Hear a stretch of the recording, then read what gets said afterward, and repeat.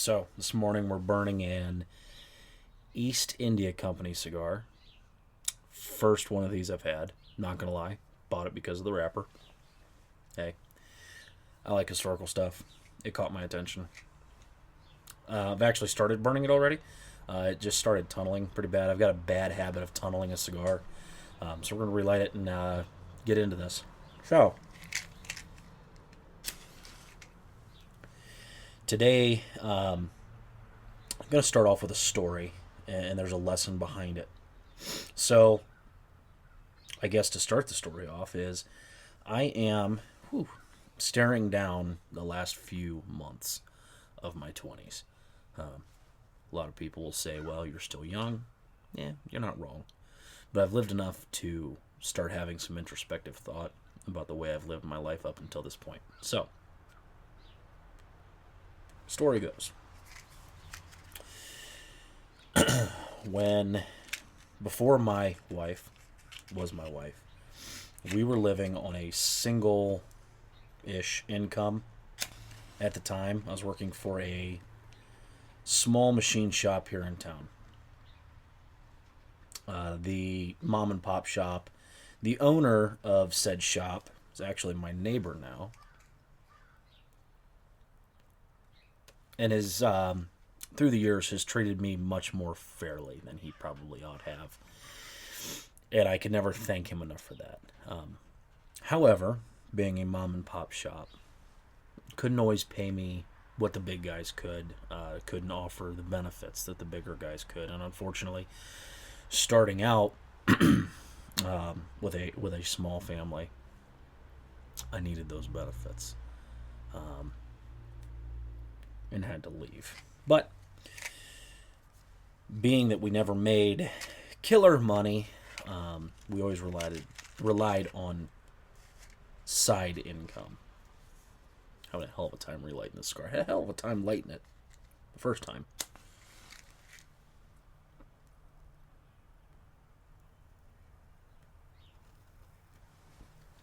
I think we're in business now. So,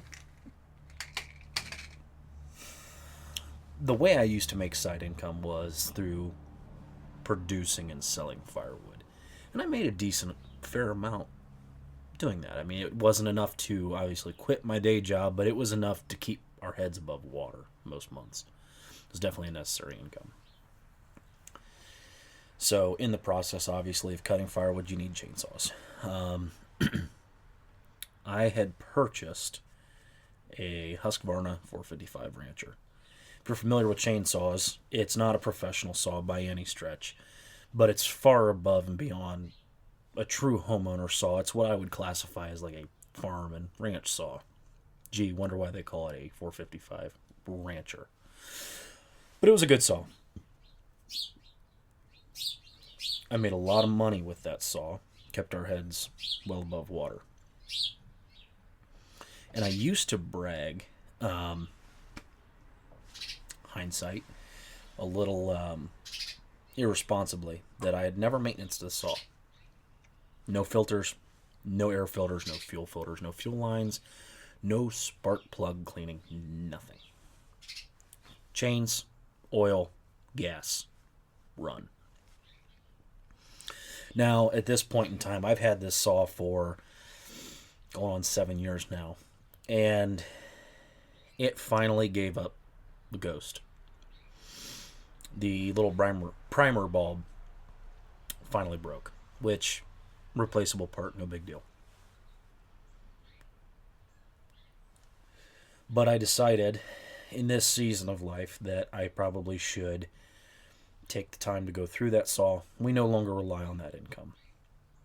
That saw sits in the rack here in the garage most of its life at this point. But there was a time when I was using that saw and relied on that saw that it would sit in the rack. If you've seen my old firewood delivery truck, I will try to edit in a picture of it. But if you've seen it, I used to have a wooden stake side bed that had pockets on the side to hang my saws, which was great. But it hung in those pockets its entire life at that time. Rain, snow, didn't care. 24/7, 365. It lived there.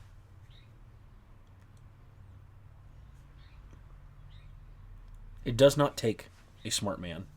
It apparently takes a smart man to light a cigar, and I am not that this morning. But it does not take a smart man to realize that that is not a way that you treat equipment. That saw trudged through like an absolute trooper. More than it probably should have, to be honest. And in all honesty, sorry for the background noise.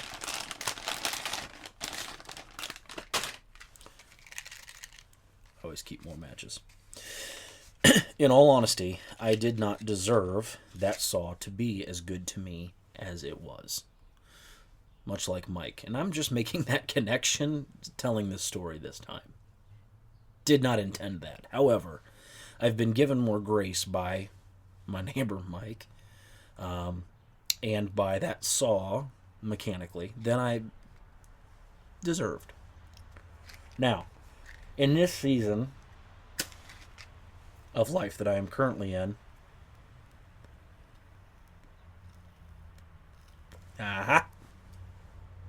second time's the charm, maybe.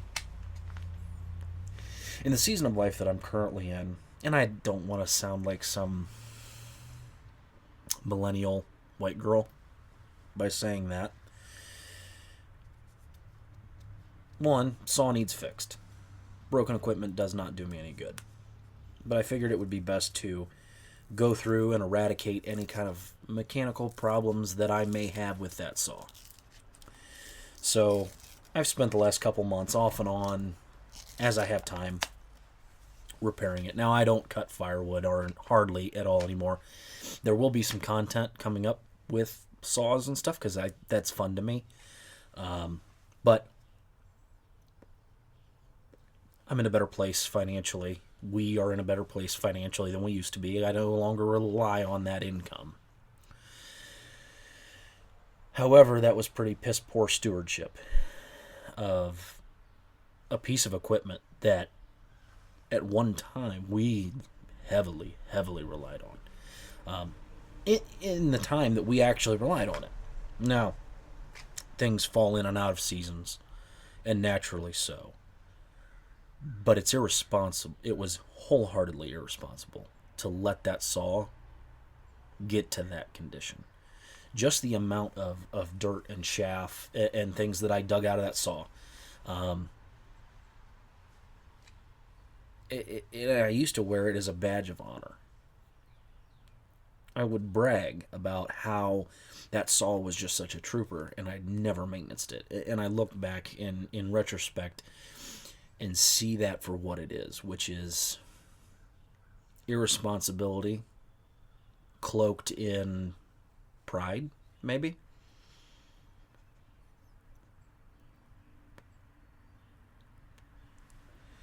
I guess what I mean to say, and the point that I am trying to convey here is, we all go through seasons of life, and I've gone through several, where for one reason or another, we end up neglecting the things that we rely on the most.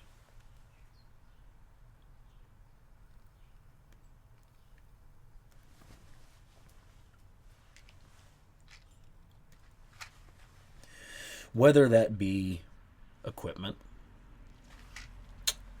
vehicles, households, or relationships.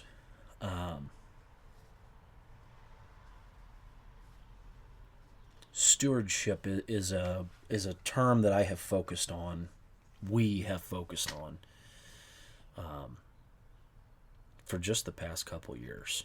I think it has really occurred to us that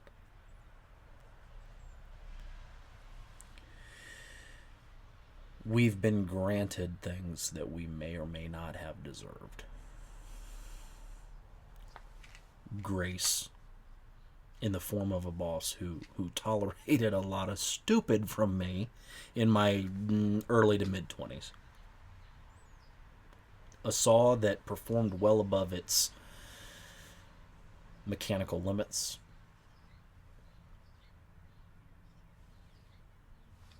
My wife, my now wife,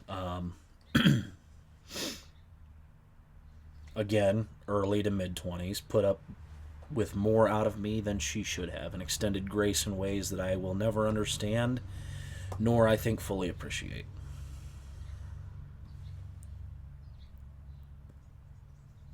I think the last, mid to late 20s, I focused on stewardship, whether I cared to acknowledge that fact or not.